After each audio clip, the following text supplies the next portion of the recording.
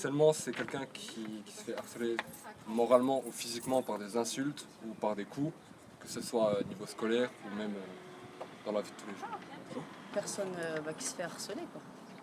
Et plus précisément? Que ce soit n'importe quel harcèlement, harcèlement moral, harcèlement physique, il y a plusieurs harcèlements. Je dirais que ça peut prendre plusieurs formes, tout ce qui est moral, tout ce qui est physique, bagarre, je dirais tout ce qui est pression mentale, ouais, c'est à peu près ça. C'est quand quelqu'un se sent, se sent embêté par une autre personne. C'est ça, à longueur de journée, à longueur de tout le temps, quoi. Alors, pour moi, la définition du harcèlement, c'est quand on agresse quelqu'un parce qu'il n'est pas pareil que nous et qu'on lui cause du tort. Ça, c'est un peu, pour moi, c'est ça le harcèlement. Le harcèlement, c'est le fait d'obliger quelqu'un à faire quelque chose contre sa volonté.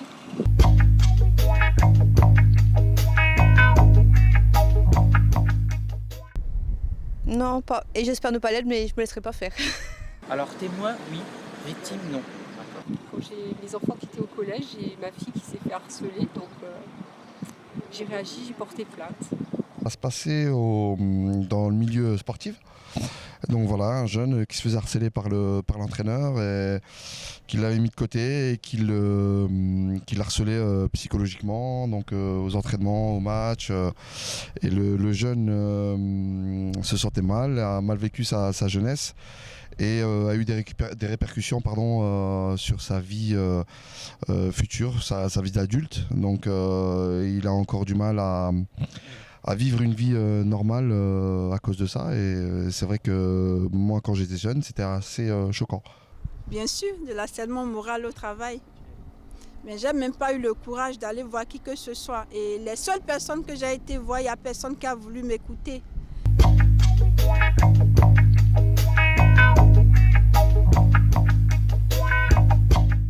Je pense que de mon point de vue, il faut en parler à ses proches.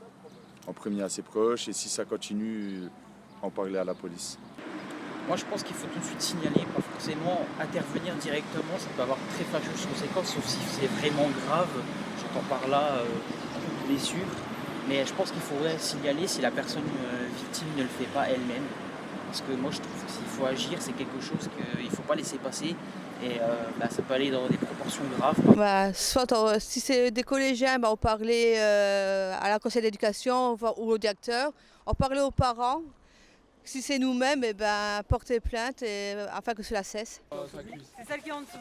C'est celle qui est en dessous. Ah bien sûr, c'est pas la même époque, bien entendu. Et les enfants?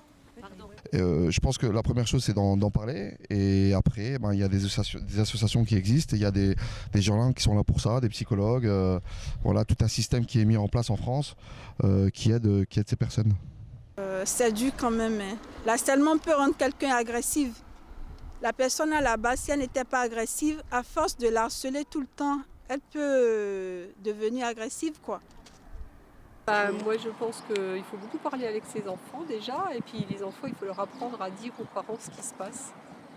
Et parce que la plupart du temps, vous n'osez pas dire à vos parents, voilà, il y a un tel qui me pousse dans le couloir, il y a un tel qui me donne un coup de pied, il y a un tel il m'en colle une, ou il me touche les fesses, ou il me touche la poitrine, surtout des choses comme ça. Et il ne faut pas hésiter à demander à vos parents d'aller porter plainte s'ils hésitent. Voilà, moi c'est ce que j'ai fait et puis il a été, les trois garçons, ils ont été convoqués à la gendarmerie et ça leur a remis les idées en place.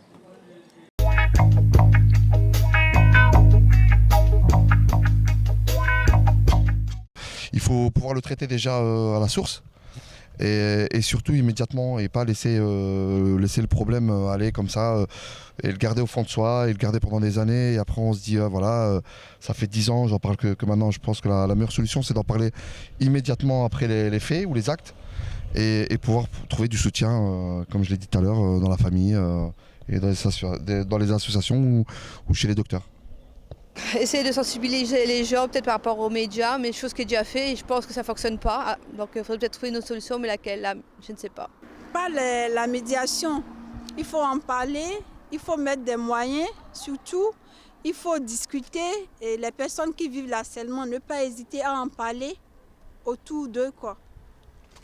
D'en parler. D'en parler. Voilà. À ses proches, à sa famille. D'en parler ouvertement. C'est pas quelque chose qui est tabou. Il faut absolument en parler.